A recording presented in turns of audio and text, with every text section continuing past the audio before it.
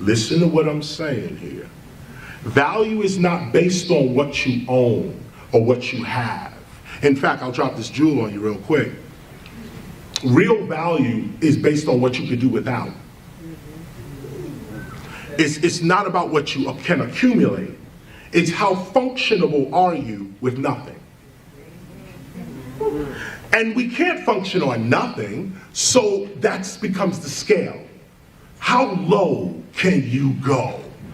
How deep can you go? Because after a while, if you really become a spiritual being, you don't rely on the world for nothing. Nothing. You enter the world, but you are not dependent upon the world. You're dependent upon invisible forces. What are the invisible forces? Love. People can't see love. They're too busy watching hate. It's all about your perception. If you see love, you see love. I'll say it again. If you see love, if you can see it, this is love right here. I'm seeing love. She in her own mind may believe, I'm not love. Love is bigger than me. I'm just whoever I am. No, that's in her head. She's only a dream character in my perception. She could be God for all I know. We don't know who anybody is, so why can't she be God? We don't know where God is, when God is, how God is, so why she can't be God? This woman right here, I choose with my perception to see her as God. This is an ancient African technique. God was never outside of your perception. God was never outside of what you thought. That's why Western man came and said, there is no God, they're just making it up. Right! But God is the greatest human invention in human history. And the reason being, the reason Africans created God is so that humanity in its infinity would never run out of something to rise to. This is why God exists. If you don't have God, you don't rise. There is nothing human about technology. Sorry. Nothing human about it. And this is what I want to say in terms of your spirit. What can you see? This is God to me. And I respect her and will treat her just like that. That's my perception of her. Now she can do something to break that perception. She could do something to enhance it. What if she knew that I thought she was God? There'd be something in her that would try to live up to the image that I see of her. There'd be something in her that when she approached me, she would at least have to either deny God or become. This is how, as a community, we treated each other. If there is no God, then we are not family. The only way we can be brothers or sisters is if we have the same parent. Think. We cannot call ourselves brothers or sisters if we don't have the same mother or father. When God is the eternal mother, we become all brothers and sisters. When we all say, yes, I am part of this idea called God, not a man in the sky, not even a metaphor, not even a spirit in a separate consciousness. No, we don't have to get there yet. Let's just make God up right now, like our ancestors did. Nobody told them what God was. What God was your dead father.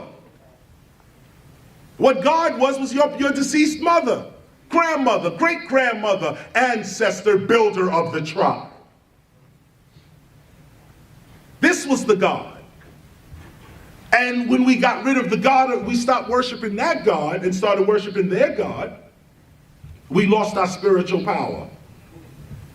If you have order, you don't break laws. Gravity is an order. You don't break that law. Breathing is an order. There's an exercise where, we could say this, Rockstar energy drink. Wow, I just put that in history. See how quick history come up right there. Rockstar energy drink. Those who want to do the exercise, we're going to say rock star to ourselves without opening our mouths, without saying anything outside. We're going to say this to ourselves. We're going to say rock star to ourselves. Don't say it out loud at the count of 3. 1, 2, 3. Okay. Now the question to ask, if you've said rock star in your mind, the question to ask is, what voice is that? What voice is that? What voice just spoke? You just said rock star without moving your mouth at all. On top of that, you on top of saying rock star, you heard yourself say rock star. How can you hear yourself say rock star and no vibration of sound has happened? See, this puts a different perspective on what sound actually is. And what memory is. Memory's not in the brain, memory's in the soul. The only thing you take with you after this life is your memories or your knowledge, your experiences. That's the only thing you take.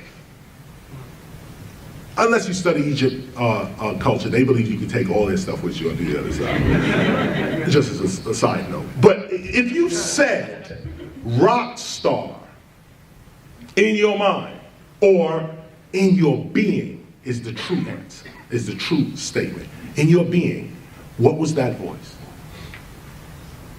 What was the voice that spoke and then you heard yourself speaking?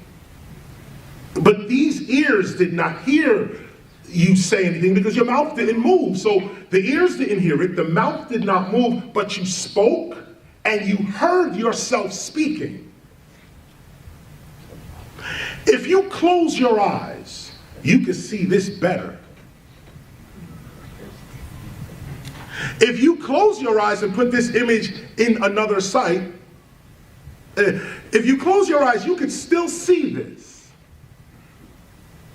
What is the sight that can see your future? These two eyes don't see the future. These two eyes don't see the past. Yet, you can see your past and you can see your future. You can actually see your past. What is the sight that can see beyond time? Don't give it away. What is this is an ancient meditation. This is an ancient meditation that I am not the flesh. I am the energy, the consciousness, the being in the flesh. And this is proof. This is no faith. This is not religion. This is actual fact. You can speak without moving your mouth. You can hear without ears. You can see without eyes. So what happens when these eyes, this mouth, and this ear drops off into the grave? These other senses are all you're left with. Death is an illusion. Once you realize this, you live your life more courageously. Now, no one wants to die before their time, so you try to protect yourself. But know that this body is the limitation of you. It is not your zenith. It is not your ultimate. Your ultimate is that voice that just said rock star. That voice that just said rock star without nothing physical moving, that person is immortal. That person is not here with you. Let's go deeper. The body is in, what is it? 3 dimensions, right? Forward, back, right, left, up, down, and time. 4th dimension. 3 dimensions plus time. That's our physical reality. Front, back, right, left, up, down, that's 3D plus time. What happened to in and out? Look at the English thought. Back, forth, right, left, up, down, no in and out. No in and out. What is in and out? Rock star. Rock star says, I exist without the body. So where is this other existence? Where is it? It's not here. It's not in 3-dimensional space where you really are. The person that said this is in a whole different dimension. Just switch a little bit. Talk to yourself more. Affirm to yourself more. Don't move none of this. No, close this down and go within and say, I am the greatest ... ever. I have all my needs coming with speed. I am a being of love and light and knowledge.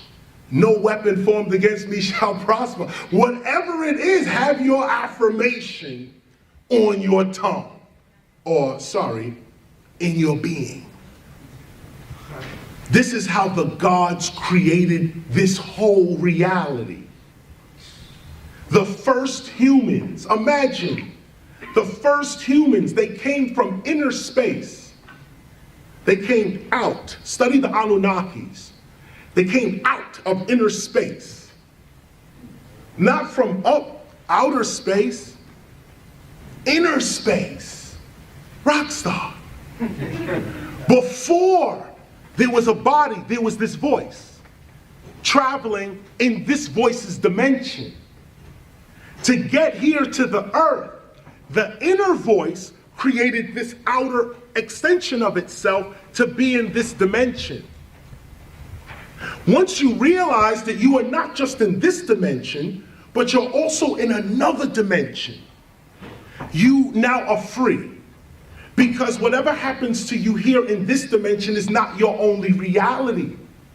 See, this is how Jesus was able to get beaten and brutalized and hang on the cross. He wasn't here. He was the rock star. Inside, he went to the inner man. Do what you want with the body. I'm not here. Now, once you realize that level of consciousness, where you are officially, you identify yourself as the spirit, not the flesh. You are the inner voice, not the outer voice. Once you become the inner voice, now your outer voice has power. Now when you speak, it's not just a shell speaking. There's a being speaking through the shell. And this is where you heal all sickness in your body.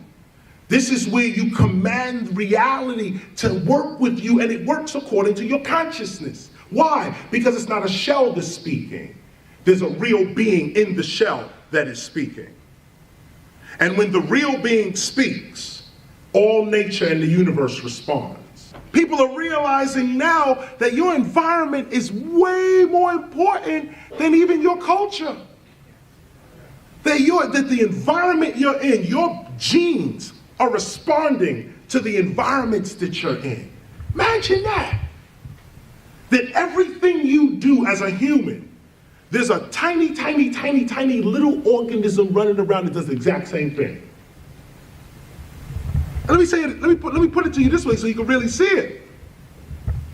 You are only a collection of cells. You should really spell it as C-E-L-F. Cell.